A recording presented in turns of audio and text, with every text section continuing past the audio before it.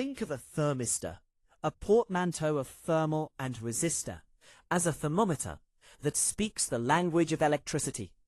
While a standard resistor tries to keep its value steady, a thermistor is purposefully dramatic. Its resistance changes significantly and predictably whenever the temperature shifts. How it's made? Thermistors aren't made of coils of wire like some resistors. Instead, they are made from semiconducting materials, usually metal oxides. The recipe: manufacturers mix powders of metal oxides like manganese, nickel, cobalt, copper, or iron. Sintering: this powder is compressed into a shape, a tiny bead, a disc, or a washer, and baked at very high temperatures in a process called sintering. Coating: once the ceramic-like material is formed, it's attached to lead wires and coated in epoxy or glass to protect it from moisture and corrosion. Internal working: the science. Unlike metals, where heat makes atoms vibrate and block electron flow, thermistors are semiconductors. In an NTC thermistor, the electrons are normally stuck to their atoms. When heat is applied, it provides the thermal energy needed to shake those electrons loose. These newly freed electrons become charge carriers, allowing electricity to flow more easily. To calculate the exact resistance at a specific temperature, engineers use the Steinhardt-Hart equation.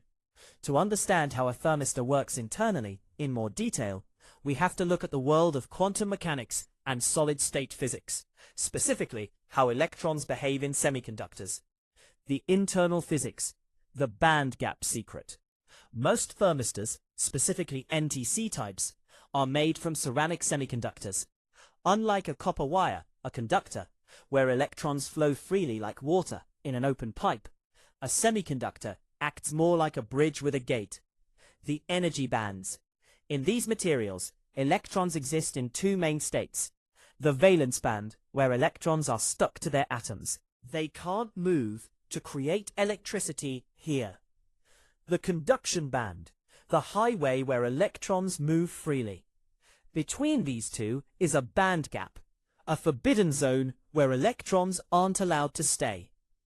How heat changes everything. NTC. When a thermistor is cold, almost all the electrons are trapped in the valence band.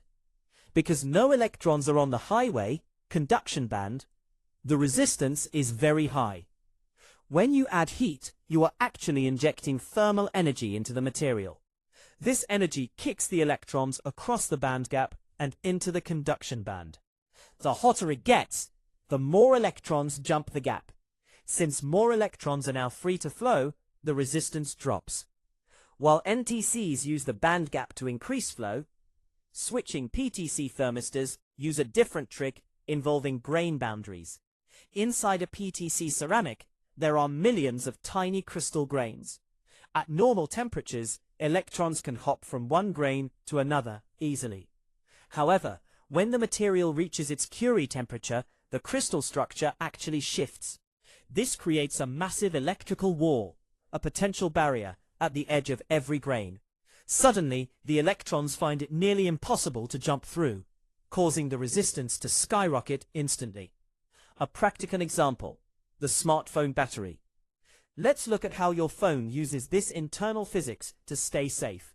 Imagine your phone is charging rapidly. Inside the battery pack, there is a tiny NTC thermistor. 1. As the battery works hard, it generates heat. 2. Internally, the thermistor's electrons start jumping from the valence band to the conduction band.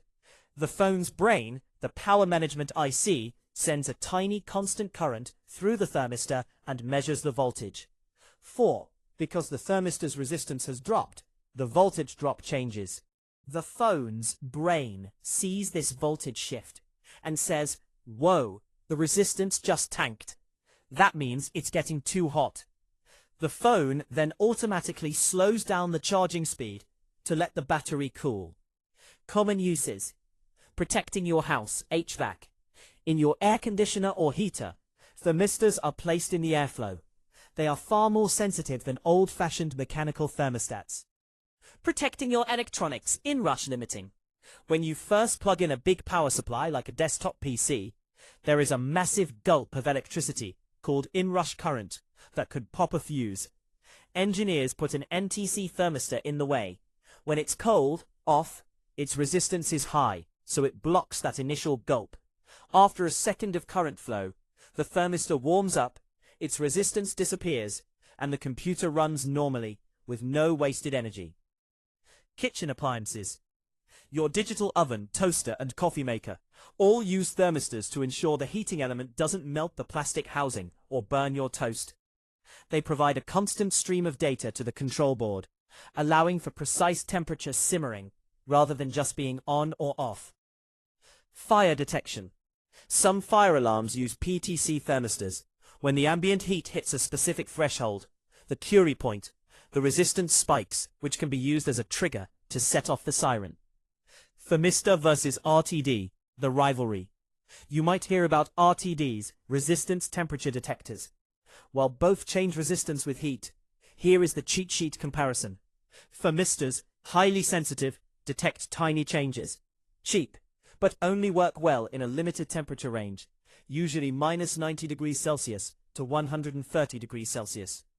RTDs, made of pure metals, like platinum, they are much more accurate and can handle extreme heat, but they are expensive and less responsive than thermistors.